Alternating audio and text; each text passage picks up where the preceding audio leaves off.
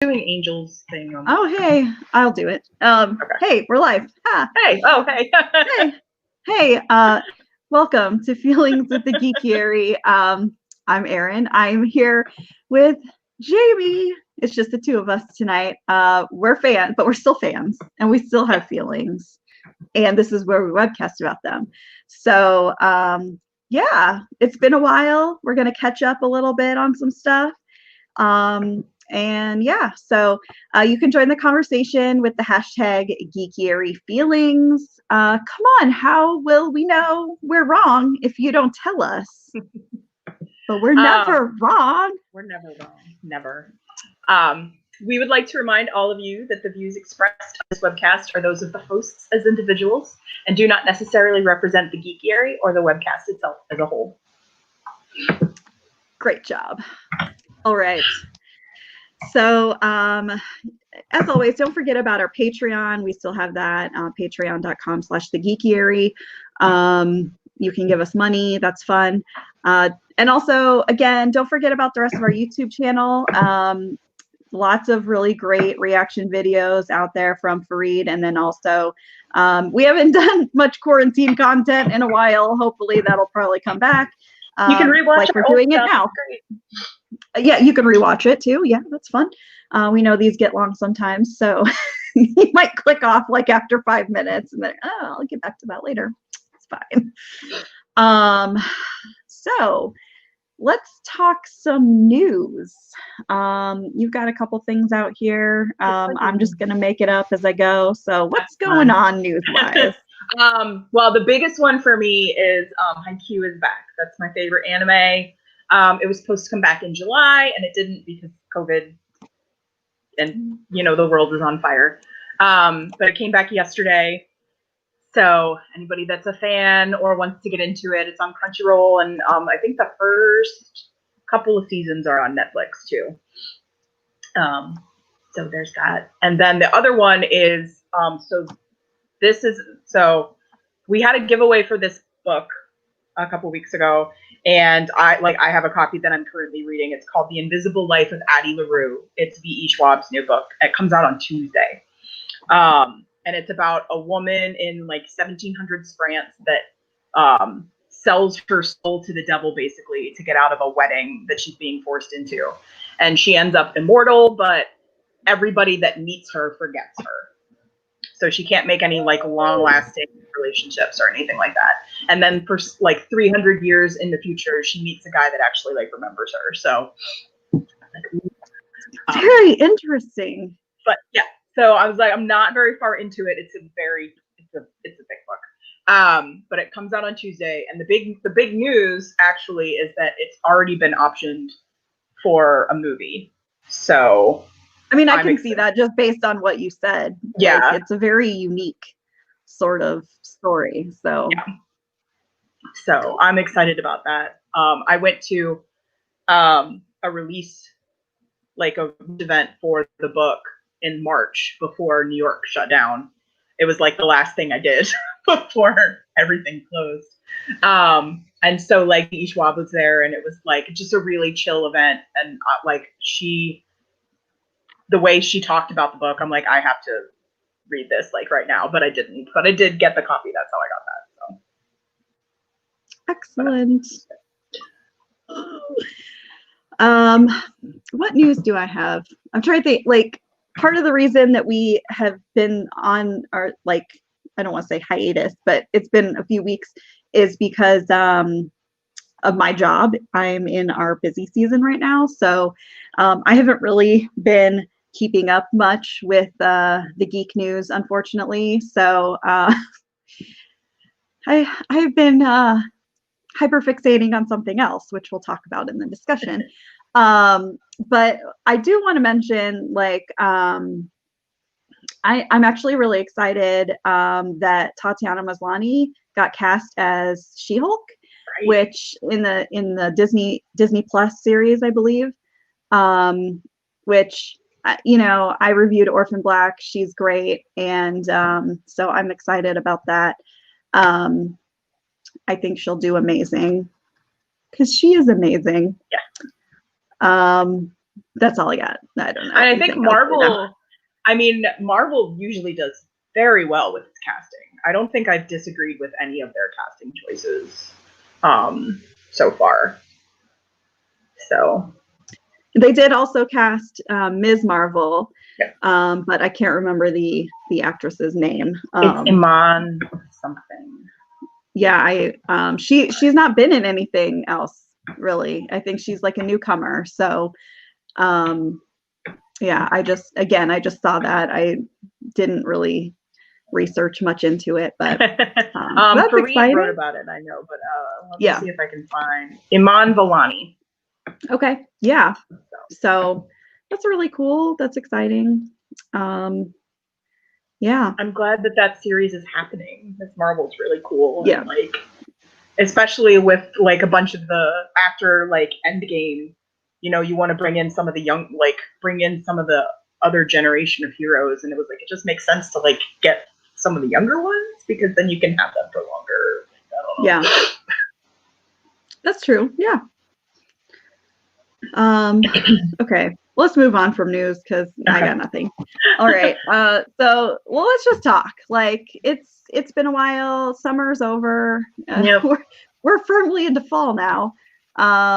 So I want to talk about what I've been doing really quick first because I've been working a lot, but as I mentioned, I have found a new hyperfixation, which is BTS. And I cannot stop. And the unfortunate thing about this is that BTS have so many fans from all over the world that there's a literally endless content on the internet about them. And so this does not really go well when you're a generally busy person because you don't get anything else done. And you can't sleep at night because you're up watching YouTube videos about memes. So I have a BTS shirt on today, Ego. And so that's pretty much what I've been doing. It's good to kind of have a focal point when you're as busy as you are. And so I like it, but I also feel slightly creepy being my age. I mean, they're not young. The youngest one is 23, the oldest one is 28.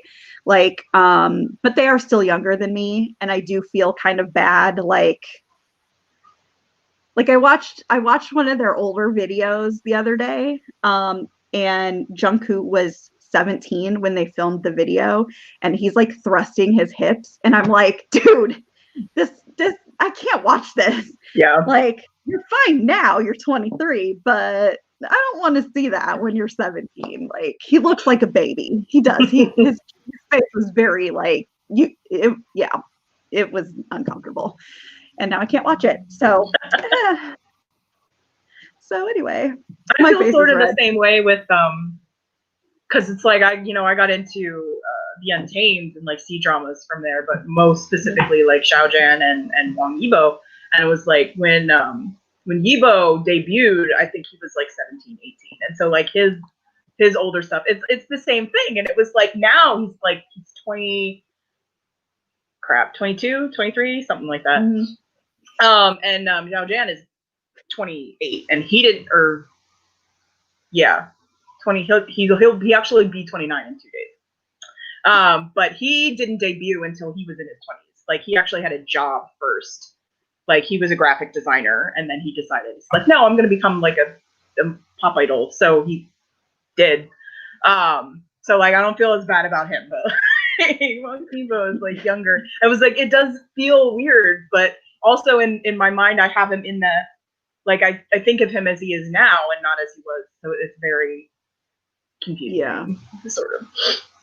Well, and I'm sorry, I'm gonna talk about BTS forever, but they had a residency this week on the Tonight Show with Jimmy Fallon. So they performed every night, and which again, not great to stay up that late when you're me.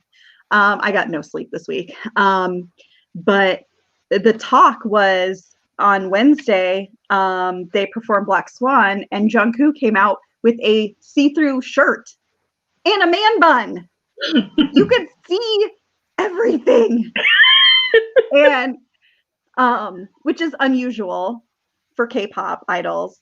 They're usually very covered, and so Twitter melted down, the whole world melted down, trajectory of the world just went off course, and so I mean, this guy now, I feel like now it's okay to thirst over him a little bit, just a little. I'm still 15 years older than him, but if he's gonna come out in a see-through shirt, what am I gonna do? Turn it off? No, I'm not gonna turn it off. You can find him attractive. It's not like you're gonna date him. That would be where it would get weird. But like, fair enough. It's the same as finding somebody attractive that's older than you. It's like, that's true. Yeah, can't really control it. I just don't want to be creepy. Yeah, it's already creepy enough that I'm hyperfixating. So, like, I mean, I think like, yeah, it's hard because like it does feel creepy, but at the same time, like knowing that there's people out there that like take it farther makes me feel better about stuff. Because it's like, yeah, I might have like a ridiculous amount of pictures of like Wang Yibo on my phone, but I don't like try and find him anywhere, or anything like that. Because it's like there's videos where it's like the people that like stand outside the hotels and like all that kind of stuff, and I'm just like, one, how do you ever find out where they're staying? I've never understood that. And two, it's just like they're still people. Like, so I feel like as long as you're like you keep your respective distance, then it's not super creepy to like fixate on them. Yeah. Well, definitely one of the things I've discovered from watching all of these like YouTube videos and stuff, and like tweets that have been converted into like these long fan edits. At the end of the day, these are still just dudes doing dude stuff. Yeah. And they're real goofy. And I'm like, do I really want to be a part of that? Maybe for like 1 minute, and then I'm done because they're dudes and I can't deal with that. So but anyway, I am excited. Sorry, go ahead. No, go ahead. I was just gonna say, because speaking of all the content, have you read their webtoon? I'm going to, because it ties in with their videos. They had like this whole alternate universe era, and it was very, very intense, and it's becoming my favorite era, and so I'm going to go and like research it and read all of the webtoons and read like the books and literature that it's all based on, but busy at work, so it's going to be a while. But yeah, and so because it's dark and it's so it's like I didn't know anything about the videos when I read the webtoon, and I'm like, damn, like it's intense. It's not for everyone because it's very triggery, but like I like dark stuff like that, so I'll get there eventually. So I'm gonna be reading the webtoon, for sure. But I guess I'm not gonna talk about this anymore because I'm taking over. But like I do want to say, I guess I should have brought this up in news, that they did announce that their new album will be out November 20th. It's on pre-order right now. So go pre-order it, and you get a bunch of like little Polaroids and like little picture cards and lots of things that you can put on your work from home desk because no one's going to see it anyway. So, that's just me. Okay.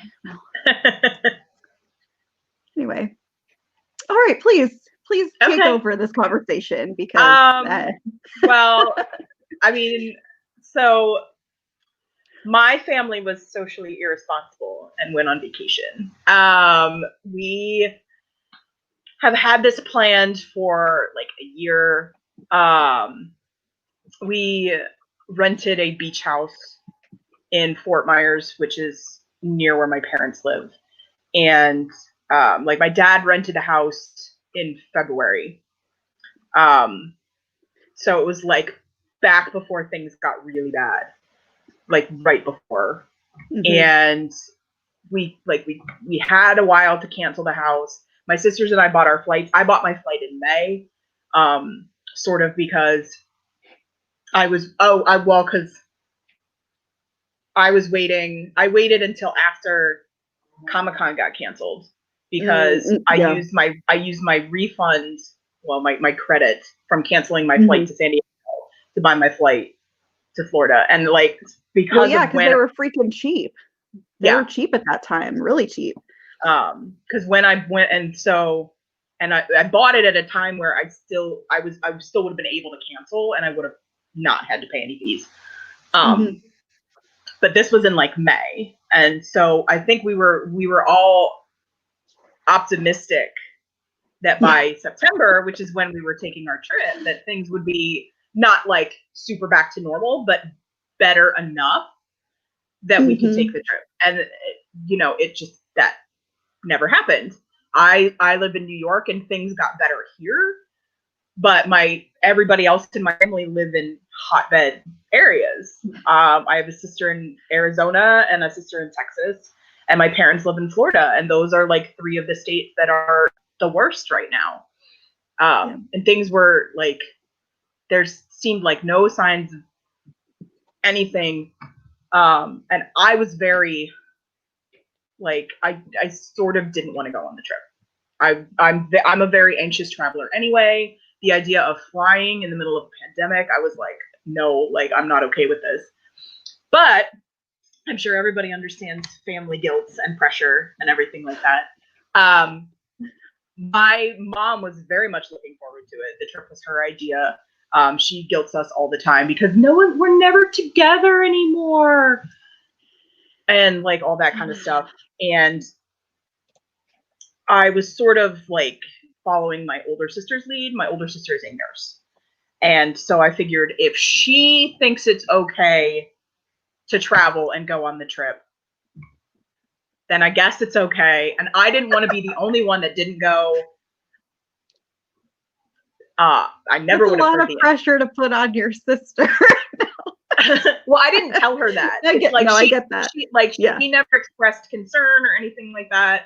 Okay. None of us really had plans. The plan was we were going to go to the beach. So we're not going to interact with people. We didn't want, my parents asked us if we wanted to eat out while we were there. And we're like, no, like we'll just grocery shop. Like we had a house, it had a kitchen. We can make our own food. The house was like down the beach from the like tourist areas. So there's virtually nobody on the beach. We weren't really going to interact with anybody. Despite the fact that, we flew and all that kind of stuff, it was pretty much as low contact as you can get on a vacation. Of course, I was the one that New York has a mandate where if you're coming from one of the hotbed areas, you have to self-quarantine for 2 weeks after you get back. So I had to like rearrange work things because I'm still going into the office. So I had to rearrange stuff at work and make sure I was going to be able to work remotely for the 2 weeks that I was going to have to quarantine. And my mom had said something like, well, do they really check? And I'm like, I'm going to quarantine because one of the reasons we're still dealing with this in September is that people aren't doing what it's recommended that they do. And they actually did check. When I got off the plane in New York, I filled out a form because they were standing and they handed them to everybody that was getting off the plane. So I filled out a form with my information on it, and they called me. Not every day, but like every other day to basically just be like, just to remind you, you just returned from a like COVID heavy area, so you have to quarantine. And you know, giving you like the number you can call if you need a doctor or any of that stuff. So it's like they did. They called me like every other day for the entire 2 weeks that I was quarantining. So they did. That's actually like decent to know. I mean, they usually don't follow through on stuff like that. So yeah, I mean, it was very bad in New York. And it's actually like cases are starting to trend up again. It's like, we don't want that. So we're trying to do our best. But yes, so we went on this very irresponsible vacation. I actually had a better time flying than I thought I would, because I had a friend that she lives in Pennsylvania and she had to fly to Minnesota because there was a death in the family. And so they went and they had like a memorial service, and her like the person died actually like several months ago. And I think they were being like, if we wait, like it's already been months, this isn't getting better. We might as well have it. And she flew American. And American is one of the only airlines that is taking no social distancing measures. So she was on a completely full flight. And yes. And she was really freaked out because she thought there would be no one in the middle seat, and then there was. And she got back a few days before I went on my trip. So she was telling me this, and I'm just like, so now I'm really freaking out because I didn't want to go in the first place. And I'm just like, this is terrible. What am I going to do? I flew JetBlue. And JetBlue actually does take the social distancing measures. I got an email a couple of days before my flight that was like safety procedures that they were doing. So it was, every middle seat was open, and even then the flight wasn't full. And they had a display right before you walked down to get on the plane. They had a thing of like individual like hand cleansing wipes that you could take a packet, and it would have a couple in there, so that if you wanted to wipe down your area when you got in, you could do that. And they suspended all food and beverage service. They came around once and they gave everybody a plastic baggie that had a little bottle of water. Mine had like Cheez-Its and like a weird like cracker chewy like protein thing. And that was it.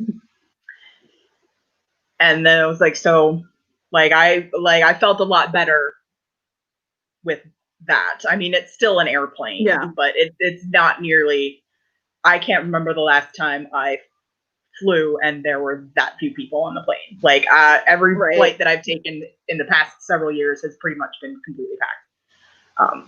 And I was especially worried because they changed my flight 6 times since after I booked it, because I was supposed to get to Florida at 11 o'clock in the morning, and I didn't leave New York until 2:30. See, okay, so I'm going to Florida in 5 weeks. I'm actually going to Disney World a couple days, which is that socially responsible? No, but I also never leave my house and I live by myself. So, but anyway, I'm flying Southwest and they are keeping the middle seats open, but they also changed my flights and they had me getting into Orlando before I even left Des Moines. And I'm like, this is wrong. Get your system together. Yeah. And so now I have to fly through freaking Denver to get to Orlando, which, by the way, is like an hour and a half west of where I need to go. That doesn't make any sense. And so now it doesn't. It's stupid, and I hate it. And I'm going with my mom, and she hates flying. And so now our flight that was only going to be like just over 2 hours is now like 4.5 hours. Ooh. So cool. Thanks, Southwest. It's fine. Yeah. As long as I get there, it's okay. Yeah, at least I was still direct. But I was worried since they changed my flight so many times that they were canceling flights to put everybody on like less flights. And so I was convinced that it was going to be a full flight. And when it wasn't, I was very relieved. I flew JetBlue both ways. And it was the same, like, and actually on the flight back from Florida, there was nobody else in my row. So I had the whole row to myself, which was nice. Excellent. Yeah. And my sisters and brother-in-law flew American. So they had a completely full flight on the way down, not on the way back, but still more full than mine was. Great. So great. And then, yeah. And I mean, once we were there, like, and obviously, like, you have to wear your mask the whole time. And everything like that. So obviously, mask is on the whole time, unless you're eating. But since there wasn't really food, and so it's like, so I mean, it was as good as it could have been. We did eat out in a restaurant because my mom, they really wanted to take us to this restaurant, so we did go. This was before Florida lifted literally all of their restrictions, so they were at 50%, I think, for restaurants. We ate outside. We were far from people. My sister and brother-in-law and I would put up our mask when the waiter came by. My parents and my dad's cousin did not. They were like, you don't have to do that. I'm like, right, I'm gonna though, because it's just polite. He's like right here taking my order. Well, okay, so let me just bring up the current situation right now, which is Trump has COVID. So kind of going along with what you're saying, I went to the store last night because it was payday. Woo! And I live in Iowa, and there have been like very, very few restrictions here for everything. And so I had to go to the big grocery store that I don't like to go to, because I had to get a money order. And it was the first time, this was like maybe 2 hours after they announced that, no, it wasn't 2 hours, because they announced that on Thursday night. They announced that at like 1 a.m. It was like 2 hours after we're gonna think it. Yeah, I was still awake because BTS. But it was like 2 hours after they announced that Trump was being hospitalized. And I went to the store and everyone had on a mask. And that is the first time I've been to that particular grocery store since March and not seen anyone without a mask on. So wow. I feel like Trump getting COVID, I'm not going to go down this road of, saying bad things, but I feel like it might be helping some people like realize that it's real.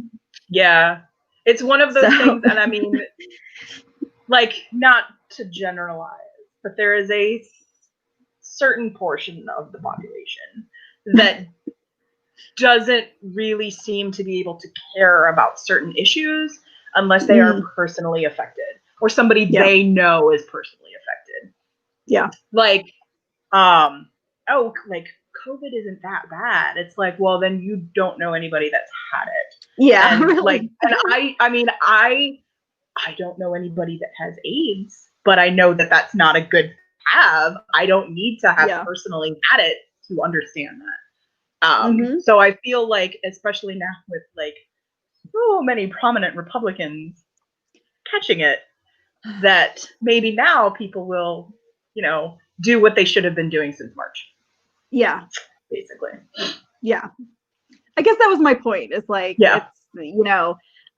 so, maybe if more people are in that situation where they are out to eat, maybe they will keep their mask on, at least just not while they're, I mean, or not go out to eat. Yeah. I mean, well, like we resisted. It was literally like the last that we had, because we left on Tuesday and it was Monday night we went out for dinner. And I think that was like to appease our parents more so than we really wanted it. Although my sister did make the thing. She's like, I can't come to the ocean and not have seafood. I don't like seafood, so I don't really care. So I was like, I'm cool. I had pork. Like, it's fine. I mean, I get that, I guess. But yeah, and it's like it's so I visit my parents every year for one of the major holidays. I work a job where we don't really get holidays off. Like Mhm. you can have the option, but somebody has to work the holiday. And we Yeah. usually have 2 people, and lately we've only had 1 person working the holiday. So this year I'm going to try not work any of the holidays and see how that works. Because every year since I've been here, I usually am the person that volunteers for the holidays. My family live all over Yeah. the place. I don't travel. It's extra money, so I'm like, meh. If other people have plans, like I'll Yeah. work for the extra money. And holidays, I mean, it's a holiday, so there's less work than usual on a holiday. Sure. Yeah. But in the past, when we had 2 people, I mean, there's only 5 people in my department, so it's like somebody's going to have to work at least one holiday, you know. So I've alternated holidays. I like if I take Christmas off, I'll work Thanksgiving. If I take Thanksgiving off, I'll work Christmas. So whichever holiday I don't work, I go to my parents. This year it would be Thanksgiving. I'm not comfortable traveling again, especially not to Florida, which seems to not care that we're still in the middle of a pandemic. Like my experience, because I told my mom asked me, and I told her that I was like, it would really depend on how the trip went. And I actually like traveling, especially like taking JetBlue, like wasn't as bad as I feared, but it's getting worse. Like cases are starting to tick up again in New York. Florida's like the worst state in the country right now. Have you been to Iowa though? Because it's not great here. Yeah. Actually, I'm not sure which state is actually the worst. They're about COVID the right same. Now. They're really about the same because I mean, Florida's a lot bigger than Iowa, so we don't have as many cases. But like per capita, Iowa is the worst in the world. Okay. So cool. It's great. It's not great. But it's like I'm really not like. I just don't want to. Like I don't want to have to do that again. Again, I'm gonna have like if things don't improve, I'm gonna have to quarantine again when I get back. And like I mean, I pretty much quarantine anyway. I don't really do anything other than that trip. But it's like, I just don't. But it's like, but I don't know how to bring that up to my mother, like, because my parents, my parents they're not completely ignoring everything. They wear masks when they go out. They've reduced the amount of time that they go out. They don't really have people over. They don't really go over to other people's houses or anything like that. They still occasionally go out to eat. My mom does have one friend that she hangs out with because her husband recently died and she's like completely alone. And so my mom, goes and spends time with her. And they go to church, but yeah, so it's like, they're not terrible, but they're obviously like a little more blasé about this than my sisters and I are. My older sister is a nurse. She obviously can't, like, she has to face it. So there's not and she works a lot. My younger sister is an accountant and she has been entirely remote since March. She only pretty much leaves the house to go grocery shopping, like that kind of thing. My brother-in-law sadly lost his job because of COVID. So they're at home, like they don't do anything. I don't really do anything because none of my friends want to do anything. And actually, like, a lot of stuff in New York wasn't open until recently. We just got indoor dining back this week. That's so weird. It wasn't even like, oh, reduced capacity. It's like, no, we had no indoor dining. Everything was either it was takeout, or if there was outdoor seating, you could have outdoor seating. But yeah, we just got indoor dining back this week. The schools are open. I mean, that's really good. It's just a very different experience from what we are going through here. So. Yeah, I mean, New York took it seriously. Yeah, schools are open if you want. You don't have to. Like, you can do remote or you can go in person. I don't know that many people with kids, so I don't know what most people are doing. I think my one friend that has kids, like, they're remote learning. Yeah. So Well, in Iowa, they like the governor is a Trumper. We don't need to go any further than that. And she was like, she's like, if your kids don't go to school, then they're not going to get the credit. And I mean, it was bad. But then all these kids went to school and everybody got COVID. So then now they're like, okay, fine, you can choose, you know. And I'm just like, I it's mean, not great here. I can understand not wanting to completely shut down. I can understand that. But you should still give people the option if they don't want to come in, that you should accommodate that, especially for something like, I mean, and I know that there's a lot of parents that it was like, the kids have been home for months, they want them out of the house, like, and there's a lot of kids that, you know, there's a lot of situations where homeschooling isn't beneficial for anybody in the situation, but it's either that or like people die. And I feel like it's an easy option. Like if kids can catch up with their learning, but you can't bring people back from the dead. So, I mean, you got a point there. Unless you are like on a superhero show or Supernatural or something like that. But it sort of reminds me of, so my parents and I are big college football fans. My dad and I went to Big Ten schools. I'm actually wearing my Star Wars Ohio State shirt.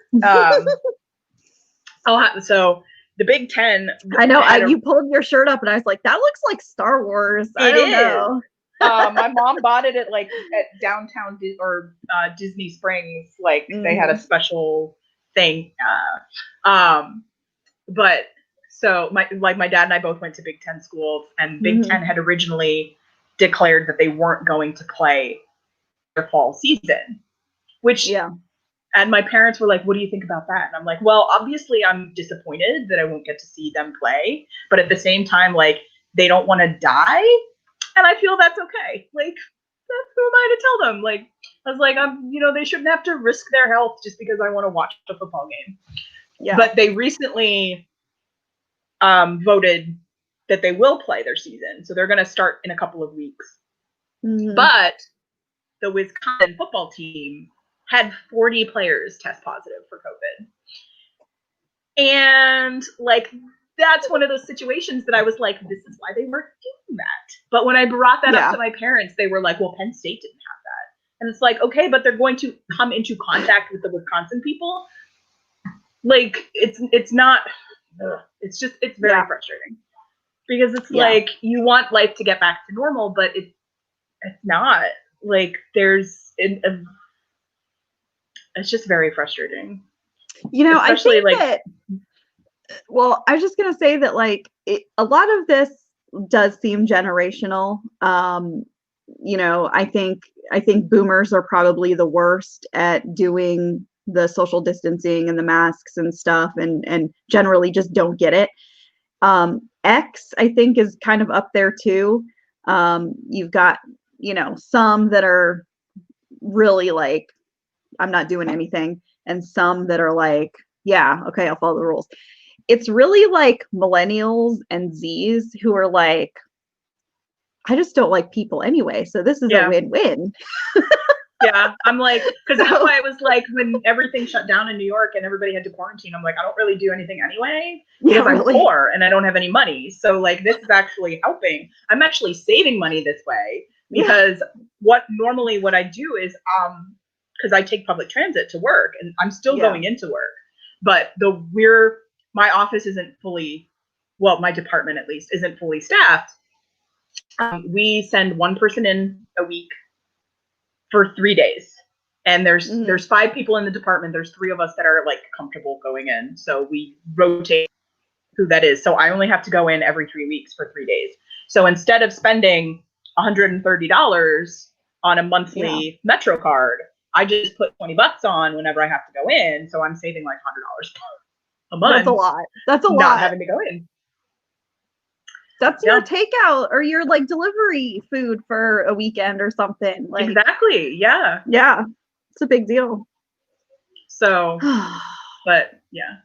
So anyway, yeah, and the trip, I was telling Erin before we went live, I was like, the trip was both good and not good. I mean, it was nice to see my family. We don't all get together anymore unless someone gets married or someone dies. So it's very nice for it not to be when somebody dies. The last time we were all together was at my cousin's wedding. My dad and I kind of had a fight, and so it was very awkward.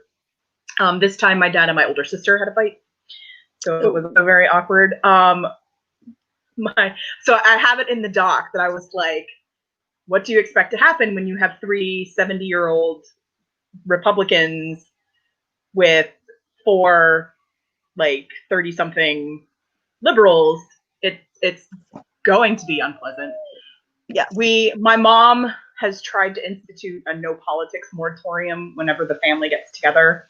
My sisters and I care about politics, obviously, but we learned a very long time ago that you cannot discuss politics with my father. He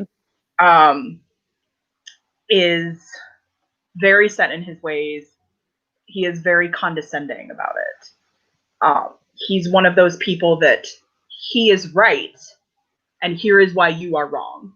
And if you try to be like, if you try to bring in sources into this, he has criticized the like mainstream media before. I work for the mainstream media. Apparently, that he doesn't care about that because he watches his Fox News. So it was like no political talk. Well, my older sister actually wanted to have the conversation because she is working very hard.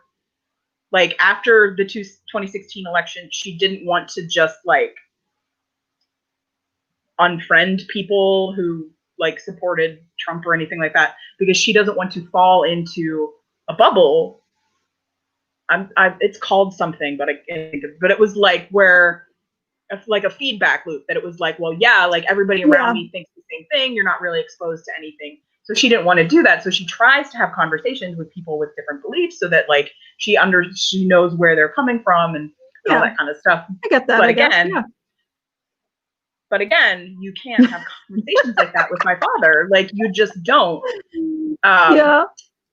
My sister lives in Arizona. Arizona is or at least like parts of Arizona are big proponents of solar power because they're a desert. Oh yeah. She has like her neighbors have solar panels. Like she has some solar panels. So she was trying to talk to my dad about the concept of alternate energy sources like solar and all that kind of stuff. Yeah. My dad worked in coal mines his entire adult life. My dad worked in coal mine. So you can imagine how that conversation went. And it was very awkward, and my sister got very about it. And my dad's cousin was on the vacation, and she is a much bigger Trump supporter than my parents are. And she is an anti-masker, and my sister is a nurse who actually works with COVID patients. And so like, it was a very, if we weren't discussing politics, it was fine. And actually, I can't really say that because like, it all kind of comes together, because I mean, there gets to be a point where it like the beliefs transcend politics. And so, you know, it becomes like a moral issue. Do you share the same morals? And I recently had to end a 20-year friendship over masks with one of my sorority sisters, because I mean, we just don't have the same morals. Yeah. And I don't need to be around that. So yeah. Anyway. Yeah. Well, because the thing is, so it's like my dad's cousin, like even when we weren't talking politics, there would just be like little things in the conversation. And this is completely random. And if anybody follows me on Twitter, you might remember when I tweeted about this. But so on my family and I try to have weekly video chats ever since this started. And a few weeks ago, before our trip, my parents mentioned that they had seen A Beautiful Day in the Neighborhood, which is the Tom Hanks movie where he plays Mr. Rogers. Mm-hmm. Mr. Rogers was a formulative part of us growing up. My parents are from Pittsburgh. He's from Pittsburgh. Pittsburgh loves Mr. Rogers. They mentioned that they'd seen A Beautiful Day in the Neighborhood. I suggested they check out Won't You Be My Neighbor, which is the documentary about him that came out recently. And then on the trip, my parents told me that they had seen Won't You Be My Neighbor. And my younger sister goes, oh, on the flight, they had A Beautiful Day in the Neighborhood as one of the options. So I watched that. And so we were talking about that. And my dad's cousin goes, you like Mr. Rogers? And we're like, yeah. She's like, I can't stand Mr. Rogers. Oh my God. And I'm like, who doesn't like Mr. Rogers? I don't want to know a person that doesn't like Mr. Rogers. Okay, so you and I are the same age. I obviously grew up with public television, and Mr. Rogers was on public television. So, I mean, I watched that show every damn day. I don't dislike Mr. Rogers. I also don't consider him one of my favorites because he had those creepy puppets, which I don't appreciate at all. So anyway, but yes, I'm not going to say I can't stand that guy. He was all positive messages out to the world. And so I just didn't like him because he had the creepy puppets, but it's fine. It's funny that you bring that up. So in Pittsburgh, there is a amusement park. It's called Idlewild. Okay. And they have a Mr. Rogers Neighborhood. So you get on the trolley and you go through the land of make-believe, and they have the giant animatronic puppets. And when my sisters and I were kids, we loved that ride. I am never going there. Thank you for telling me about it. I don't even know. I'm going to Google right now and see if that park is still open. Okay. Because it's been 20 years. I don't know. It could have closed. Yeah, the trolley thing. Nope. As soon as, I'm like, nope, I'm out. Bye. Yeah, and no. Mm-hmm. Looks like it's still open. The early 80s was weird. So yeah. I mean, there's definitely not to get too off topic, but did you ever watch Zoobilee Zoo? That was also on public. Oh yeah. Yeah. Okay. But it's they I mean, it's now looking at the outfits, I'm like, that's kind of creepy looking. How was I not frightened of that when I was a kid? Yeah. I mean, but anyway, so it was just comments like that, and it's you say that and it derails the conversation. Yeah. Because now we feel like we can't continue the conversation that we were having. Did you really need to bring that up? What did that add to the discussion? Yeah. Nothing. So it was just stuff like that. So, and not to just completely bash my family on this thing, although I don't think they watch, so I don't think they care. But my dad's cousin and my sister got into a fight over who would pay the check when we went out to dinner. Oh. See, well, my sister didn't do any fighting. Because my sister and her boyfriend have this ongoing feud about who pays the check. And so they have developed very sneaky ways to be the first person that pays the check. My cousin had made a point of telling my dad that she was going to cover dinner because her husband, who is deceased, used to do that all the time. And it was in his honor that she was going to do that. My sister got up at some point and went to use the restroom and paid while she was in the on her way back from the restroom. And so when the waiter brought out the bill fold, it had already been paid. So he hands it to my sister. My cousin reaches across the table, almost knocks over everybody's drink glasses because she cool is jumping across the table to rip the bill out of my sister's hands. And she's and my sister goes, it's already been paid. And she's like, no, it hasn't. I'm paying. And my sister's like, cool, it's already been paid. And it was basically just a back and forth. And she was like, we had an understanding. And my sister's like, okay, well, I gave them my card and it's been paid. And it was just like, yeah. And so, and then my cousin went to the bathroom, but she took the bill with her. And after she'd been gone for a while, I'm like, somebody should probably go check and make sure you're getting the waiter fired. So like, yeah, because she was angry. And I'm just like, I don't, like, why would you get that angry that somebody else paid the check? Like, I don't get it. But yeah, anyway. I usually protest like once, and then I'm like, cool, Token protest. free food.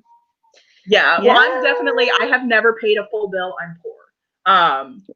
I will always volunteer to pay for my part. But if somebody wants to cover the whole, that's totally fair. Yeah. And usually when I go out with my friends, we split the check. Like I have very few. When I'm out with my sister or her boyfriend, they will pay the full bill, which I very much appreciate. Yeah.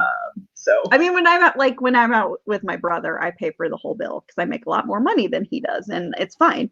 But like, I don't like when things like that get awkward, because it gets awkward for the wait staff, and that's what I don't like about it. Yeah. Like, if you want to bicker among yourselves, that's one thing, but don't get some other random person like involved, whose livelihood is based on that. Yeah. So my sister tipped extra on the way out too. But yeah, because my sister was a bartender before she was a nurse. And she's she's like, when you're a bartender, like, you guys can fight amongst yourself all you want, but whoever's the first person that gives us the card is the person that pays. Like, yeah. So good policy. Yeah. Anyway, there was, and also like the trip, like we were going to go to the beach. There was a tropical storm while we were there, so it rained pretty much every day. So there was that. But like there were good things too. Like we played games. That was fun. I'm sure it was probably nice to just get away. Yeah. I mean, I'm sure it was. So it was a very nice house. It was 5 bedrooms. It slept 10 people. Like everybody had their own room. Well, my sister and my brother-in-law shared. My parents shared, obviously. Right, yeah. But I mean, there were 2 sitting rooms. It wasn't right on the beach, but it was like beach adjacent. Like there was a house directly in front of us, but all we had to do was like walk down and like walk past it, and we were on the beach. Yeah. Which was nice. That's for the like one day we had sun, and then it rained every other day. We still went to the beach. Oh, wow. When it was not raining. At least I did, and my brother-in-law, because I'm like, I never get to go to the beach anymore. And even though like, I mean, I live on the Atlantic technically, but you don't want to go in the water at Coney Island. Like, so it's not recommended. Yeah. Because that's New York Harbor. You do want to swim in New York Harbor.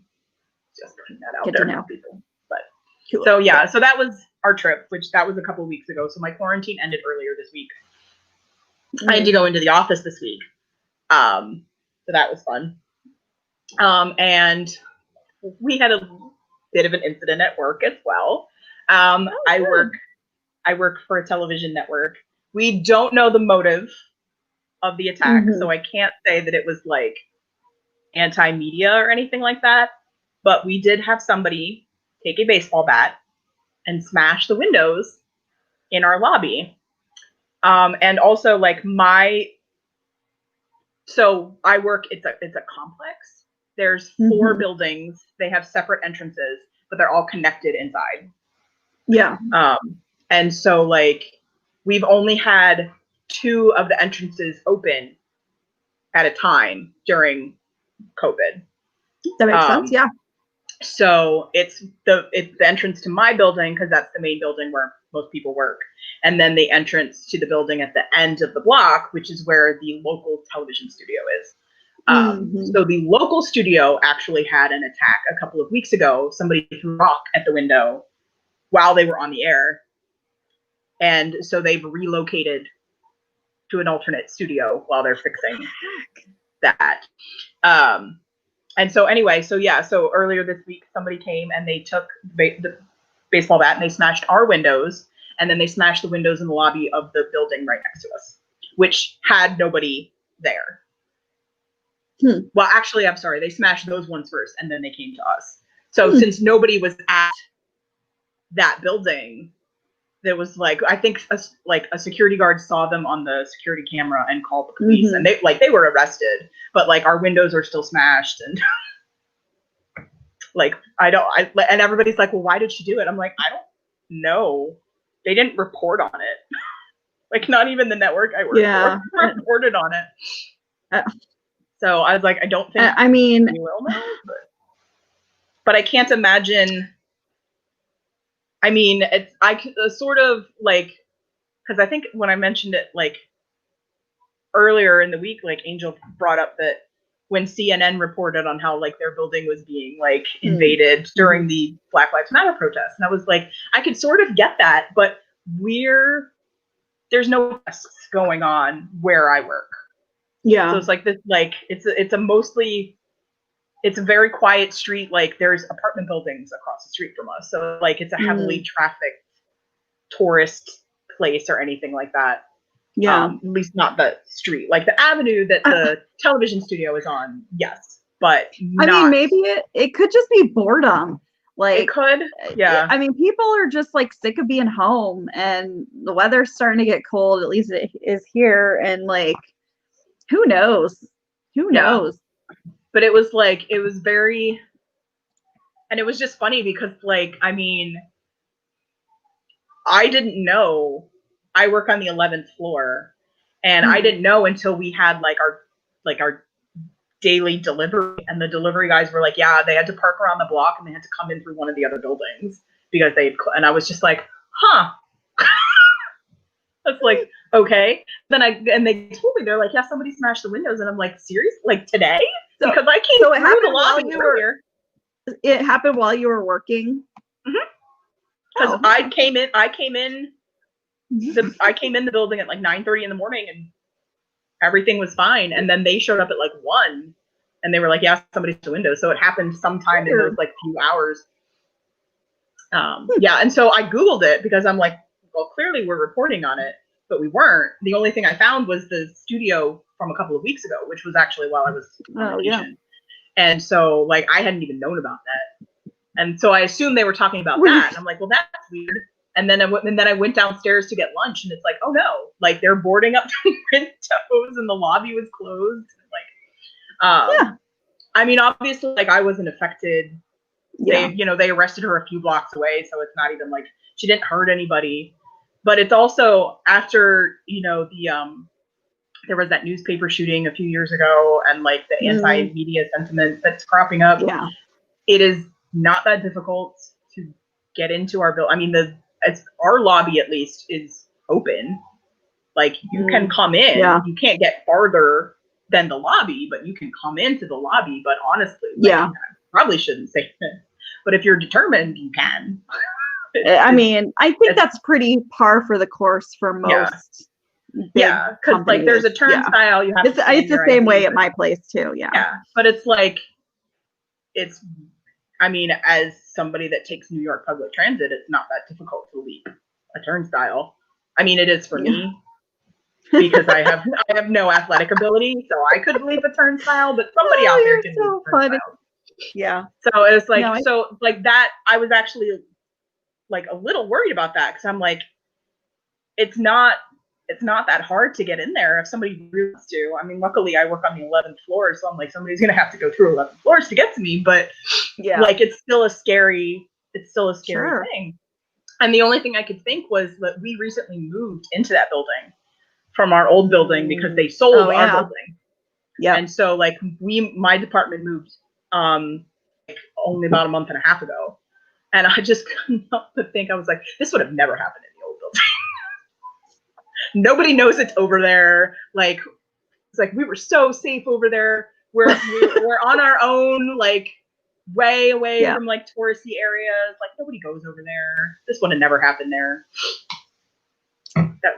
Well, hopefully, I mean, there were 2 incidents, so I can't really say hopefully it was an isolated incident, but hopefully there will be no more incidents. And I don't know. That's scary, especially since you were there. I didn't realize you were there So that's, yeah, I get that. Yep. So, all right. Other than that, that's about it. Yeah. We just talked a lot. This was a catch up for us, and you just happened to be able to listen. Yeah, because okay. I didn't do the Twilight thing a few weeks ago, so like I haven't. Yeah. We're gonna watch more Twilight movies though, because that was wild. Yeah. Anyway, let's do some recommendations. I don't really have any other than BTS.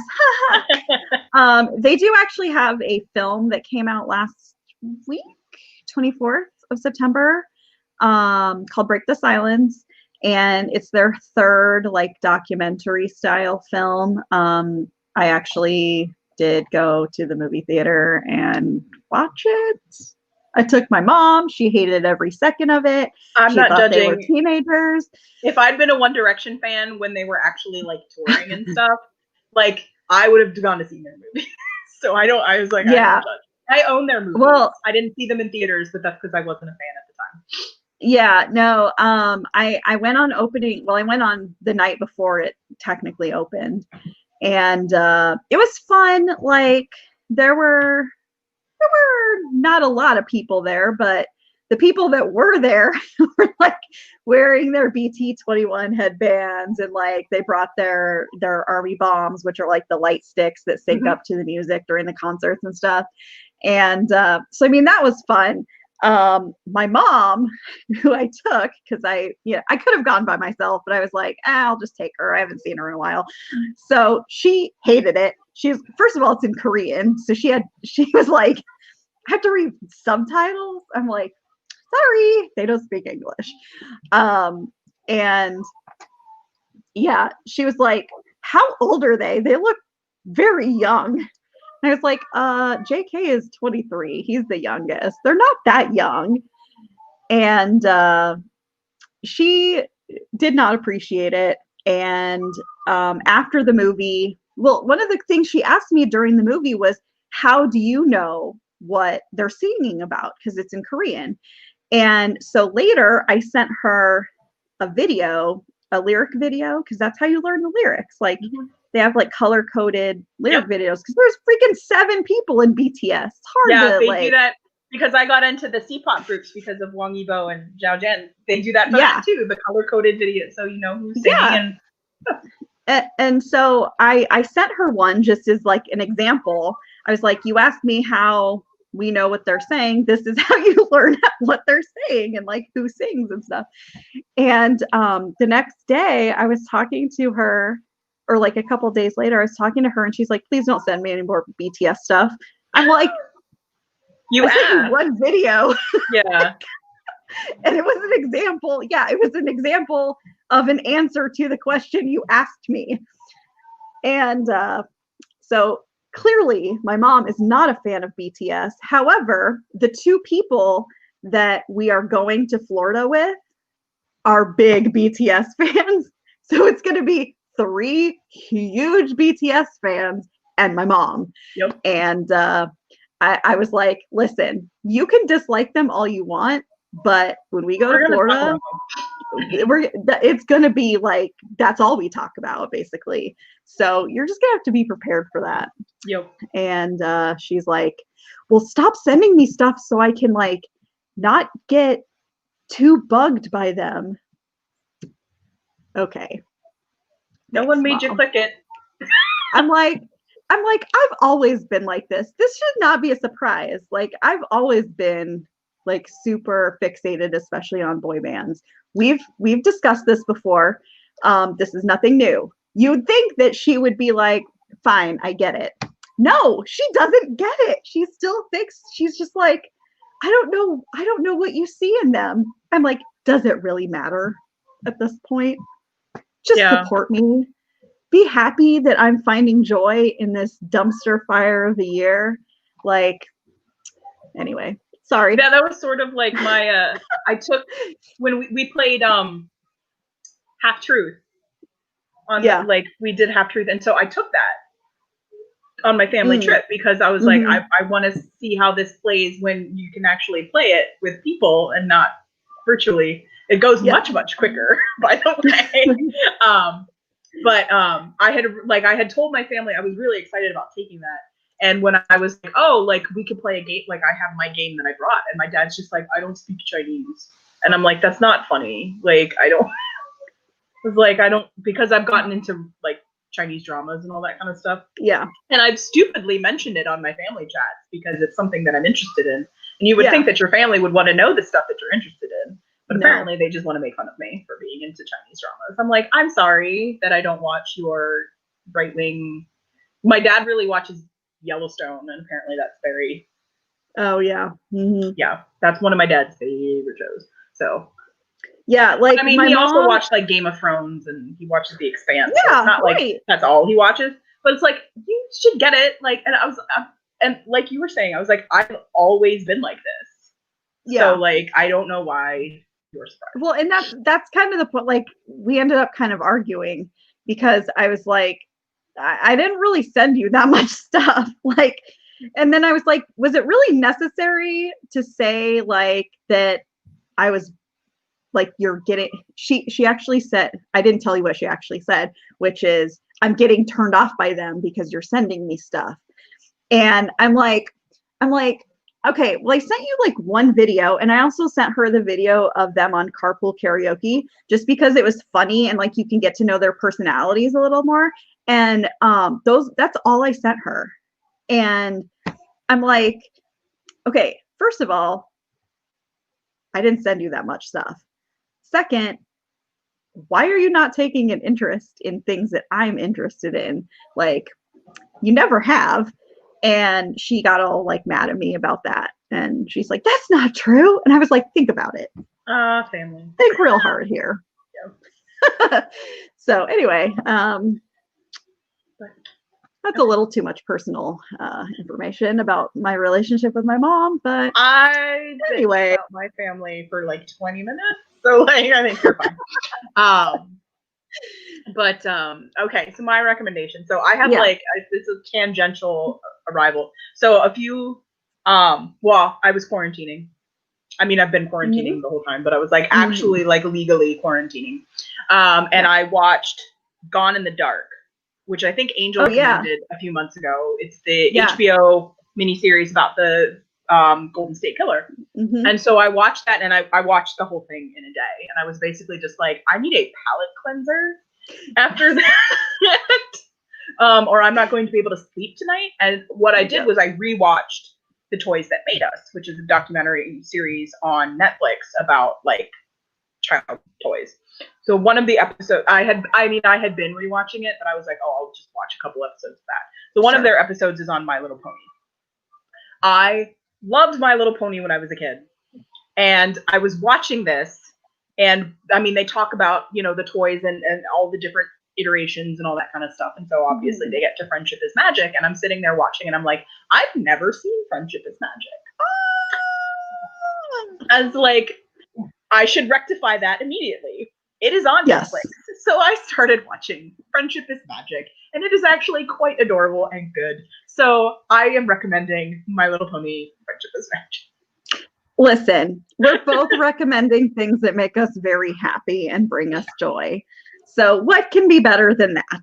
I will tell you that after I started watching, I went on Amazon and I was like, can I buy some of these ponies? I haven't yet.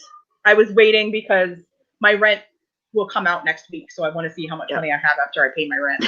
But I found like there's a little set, like it comes with all 6 of the main ponies, and they're like this big or something like that. And I was reading the reviews, and one of the main concerns is that their tails fall off a lot. And I'm just like, well, I'm probably not going to play with them. I just want to like display them. So it probably won't be that big of an issue. But yeah, but then I was just, and then I started thinking, I was like, what happened to all my Little Ponies? I know I still have a few in a box at my parents' house, because I still have like a bunch of my old stuff. Yeah, well, I mean, my parents, we've moved twice since I was a kid, so like a lot of our stuff got thrown out. But I am a pack rat, and I'm very sentimental about objects.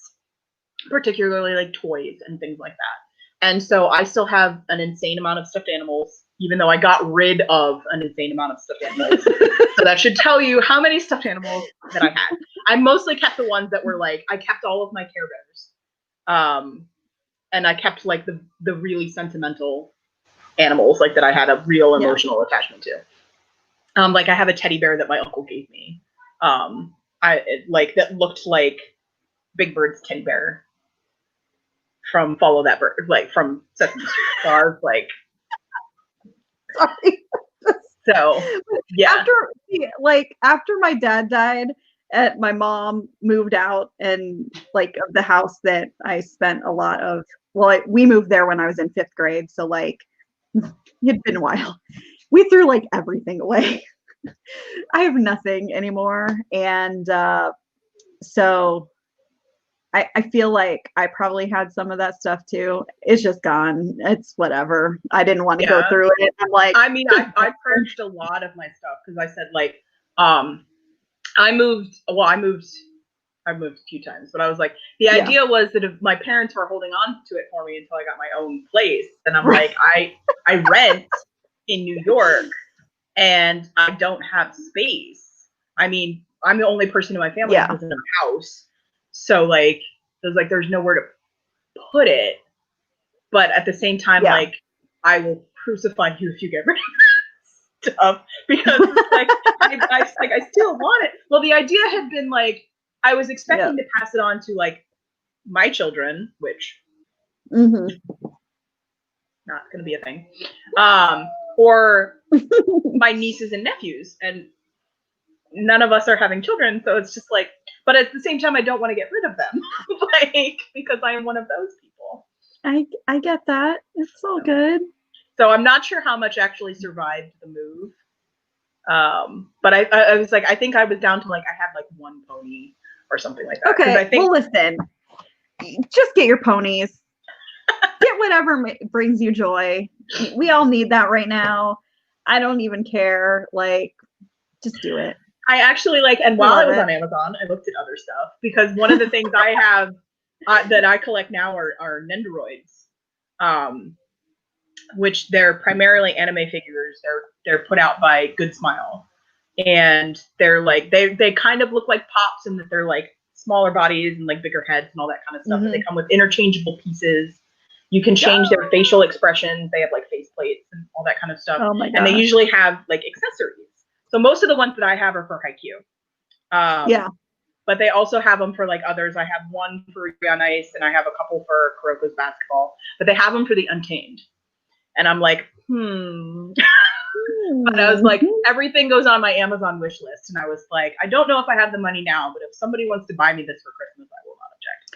But something else that I found that I wanted was they have stuffed bunny rabbits dressed like the Untamed main characters. And I was like, those I think I need to have like right now.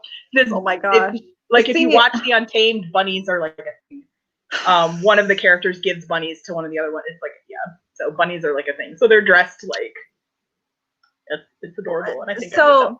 I'm kind of the same way though with like BTS stuff because I have a few pops. Like I'm not a huge pop fan, but on the things that I really like, I like to get the pops.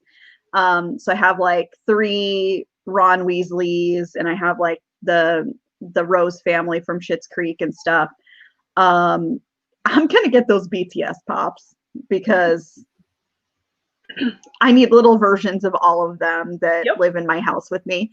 And when I first saw like the BT21 stuff, which is they're like little characters that each one of them created or like designed or whatever. And when I first saw them, I was like, God, these are dumb. Like what? Now I want all of them in multiple sizes. I want them in little display pieces. I want them in little pillows that I can hug. I want them in big pillows that I can display. And I'm just like, what is happening to me? That I did post a meme that I stole from somebody else, which is like, the only thing worse than being a teenage boy band fan is being an adult boy band fan, because you actually have real adult money to spend on. Like when you're a teenager, you're like limited. You're like, oh, I get $20 allowance this month. So, you know, I can buy one little headband. Now I'm like, I have unlimited funds to, not really, but you know what I mean. Yeah, like, it's very funny, like with the, I mean, not to like really segue or anything, but with the boy band stuff, because when I was little, I mean, and we talked about this on our boy band webcast that we did, but I was like, my sisters and I were all into New Kids on the Block, and we had so much New Kids on the Block stuff. We had like the shoelaces and like the water bottles and like the dolls and all that kind of stuff. And then when I was older and I got into Backstreet Boys and NSYNC, like I didn't get a lot of this stuff. Like I know NSYNC had dolls. I didn't have the dolls or anything like that, because when you're 9, your parents will buy you stuff because for your birthday and for Christmas and all that kind of stuff. But it was like, but when you're 17, they're not so much going to buy you the creepy dolls from the band that you're a fan of. I had like a poster and like I had like one t-shirt, like all that kind of stuff. Because I was one of those super privileged children that did not have to work until I was out of college. And so like I did not have my own money. We talked about this. I worked at Claire's, which sold all of that stuff. So all of my paycheck went back into Claire's by buying NSYNC merchandise. So, but and that's one of the reasons, like having money now is one of the reasons I was very hesitant to get into anime, because as somebody that hyperfixates and obsesses about things, I was like, there's so much anime, and I was like, it's just going to be a rabbit hole and it's going to suck me in, and it has. So I correctly predicted that. But it's the same thing. It was like, when you're an anime fan, there's so much merchandise. I mean, I suppose it depends. Obviously, some anime have more merchandise. I was like, one of the reasons I think I want to get into My Hero Academia is because like I can actually buy stuff from My Hero Academia. Like a lot of the anime that I like are older and like aren't on anymore, and so like you can't find merchandise for them. But it's like so it's like like there's a lot of stuff, and it's expensive because it's imported from Japan, which is the problem. It's like one of the Nendoroids that I got, I actually pre-ordered it from Good Smile. It's the first one I ever pre-ordered. And the thing was, I was an idiot because when I pre-ordered it, I had money, but I forgot when you pre-order stuff, you don't pay then, you pay when it ships. And so I was like, crap, because it shipped while I was at San Diego. And I'm like, oh no. Like, but we have so problems.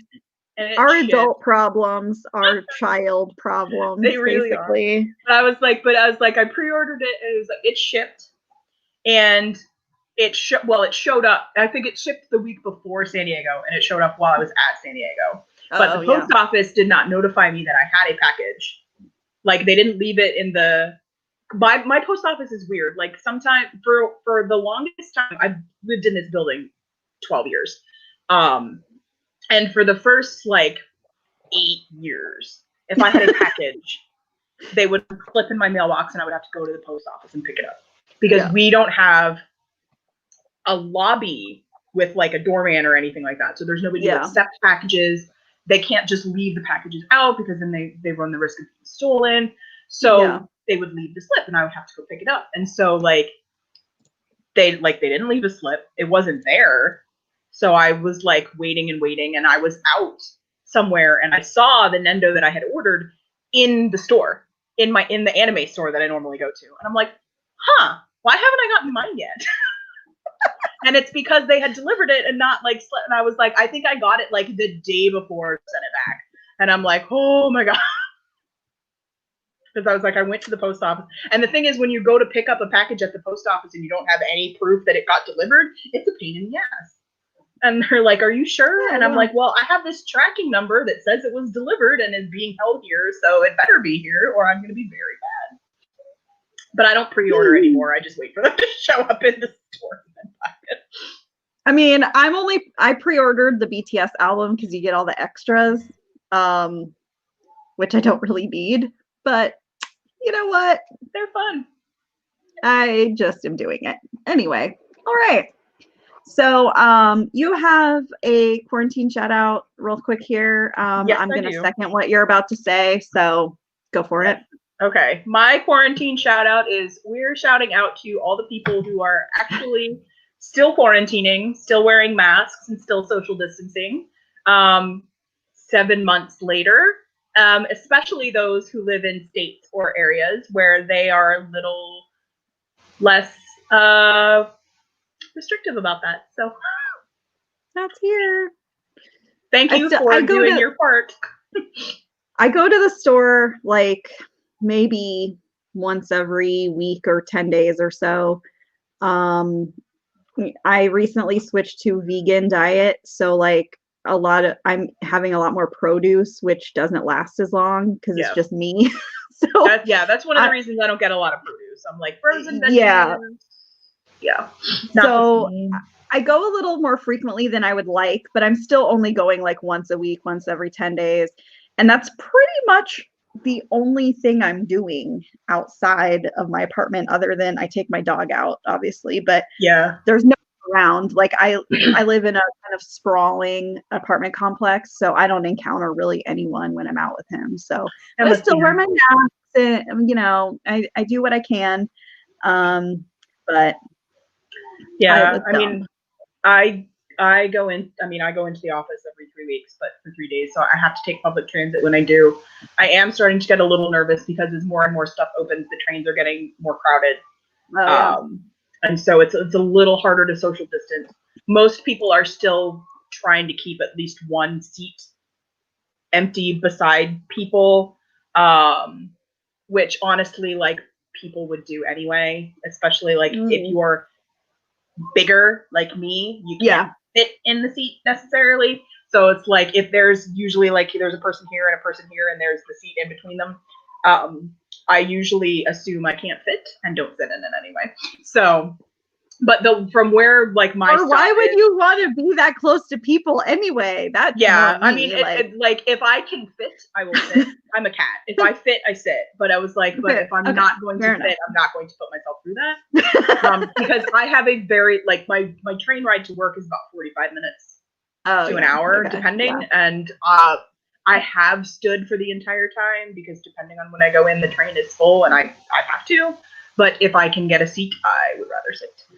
But it's like I said, it's starting to get a little more full. Masks are still required. So there's that. And if I can sit, I usually don't have to touch anything, which is nice, other than the seat that I'm sitting on, which I'm wearing pants for. It's so funny. My problem is that, like I said earlier, like cases are starting to trend up in New York in particular neighborhoods, one of which is mine, the neighborhood in which I live. So I actually straddle 2 separate neighborhoods.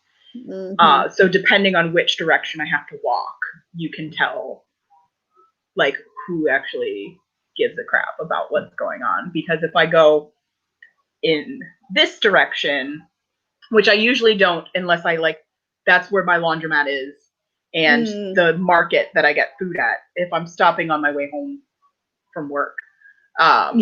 They're in that direction. There's a lot of people that don't wear masks at all. I mean, it's not required in New York to wear one outside unless you can't be 6 feet apart from somebody. But this is New York, and it's very difficult to not be 6 feet apart from people. So I pretty much just wear my mask all the time. And if I head in the other direction, they also wear masks all the time because not to be racist, but that is a heavily Asian neighborhood, and they pretty much wear masks anyway. Like a lot, like every winter, you see the masks come out because that's a cultural thing in Asia, and I really hope that that's something that comes to America. Like I was like, I'm actually going to start like even once we don't have to wear masks anymore in the event COVID ever goes away. Like I might start doing that. Like when I have a cold, like wearing the mask. I've never done that before, but now I have masks. So there's I'm an immunocompromised person, and so like I get I get pneumonia and strep very easily because my body doesn't produce those antibodies. So like when people like come to work when they're sick with like strep throat or, bronchitis or whatever, I'm like, dude, you are directly like endangering my life. Let's not do that. So I'm agreeing with you basically. Yeah. I hope that people do continue to like take germs more seriously in that how it affects other people. So yeah, I mean, and a part of this is again like the American work culture where a lot of people don't have sick days, or they don't have paid sick days, or they have them but they're not allowed to take them anyway. Or health insurance. Yeah, or health insurance. At my job, we have PTO, which I think a lot of companies do, and my vacation and my sick days are all PTO. Yeah. And I use a lot of my PTO during the year going to conventions. Yeah. And so I don't, knock on wood, I don't generally get sick that often. Yeah. And so but if I am sick enough, I don't go into work. Right. And there's been a couple of times where I've gone in because I don't have sick days and my boss has sent me home. And so then I go home. So yeah. But I still had to go in. So I exposed to all the people on the subway. And I was like, I feel bad, but it was like, if I don't go in, I don't get paid. So yeah. And that's a whole other systemic cultural issue that we will not talk about. But I mean, I totally get what you're saying. So wear your mask, people. Yep. I wear my mask to go downstairs and check my mail. That's good. And I mean, I don't live in a big building. I very rarely see anybody else when I leave or come. So it's basically just for my own peace of mind. But on the off chance I run into somebody, I am wearing a mask. So it's good. All right. I don't have a question. We're done. We've talked a lot. It's just the two of us. We've just been talking about blah, blah. What we did this summer. We're children that spend adult money on things. Before we sign off, I want to mention that next week is New York Comic Con. Yes. It's usually a much bigger deal for me because I'm usually going to it, but they are, like San Diego Comic Con, completely virtual. Mm-hmm. The vast majority, almost all of their panels, like San Diego, will be available for free on their YouTube. I posted a couple of articles about panels to watch out for. There are some very good ones. And so check out the schedule. It's the normal New York Comic Con website. It's called the Reed Pop Metaverse. So you would need to Google NYCC Metaverse because they did the same thing for other Reed Pop conventions. So they just made one website. But all of the panels will be on their New York Comic Con YouTube channel, which is just NYCC. So it starts on Thursday. There are a lot of good panels, and there's Sunday. The schedule on Sunday is crazy because Sundays at conventions are the shorter days, but this Sunday it's it goes till 10 o'clock at night, which never happened. And some of the panels start at 8 o'clock in the morning, which never happened. So also weird. Yeah. So it's a really good schedule. There's a lot of stuff that I'm excited about if you saw on any of my posts. So check it out. Thanks for the reminder. New York Comic Con. Yep. All right. I'm losing steam very quickly. I'm very tired. You couldn't tell. I'm just I slept late this morning because I haven't been able to sleep all week. So I woke up at 11. So I'm good for a while, but yeah, I did not sleep in, but I did take a nap, but I'm still tired because I've been working too much. Yeah. And staying up late every night this week for the Tonight Show. Anyway, I'm Erin. I'm here along with Jamie. Thank you again for joining us for Feelings with the Geekiary. Remember, we're a free webcast run off of donations from viewers like you. Check out our Patreon. Thanks for contributing and helping our host site, the Geekiary. And we will see you next time. I don't know when that will be, but we will see you. Bye. Bye.